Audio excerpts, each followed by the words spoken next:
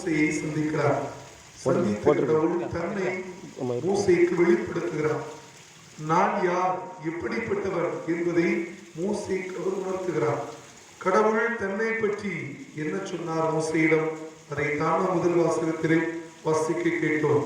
அந்த வாசகத்திலே நான் இரக்கமும் பரிவும் உள்ள இறைவன் ஒன்று, இரண்டாவது நான் சினம் கொள்ள தயங்குபவன், மூன்றாவது நான் பேரன்பு மிக்கவன், நான்காவது நான் நம்பிக்கைக்குரியவன்.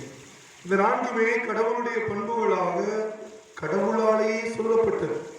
நான் இப்படிப்பட்டவன் தான் என்று கடவுள் தன்னை பற்றி மோசேக்கு வெளிப்படுத்திய பகுதிதான் இன்றைய முதல் வாசகம்.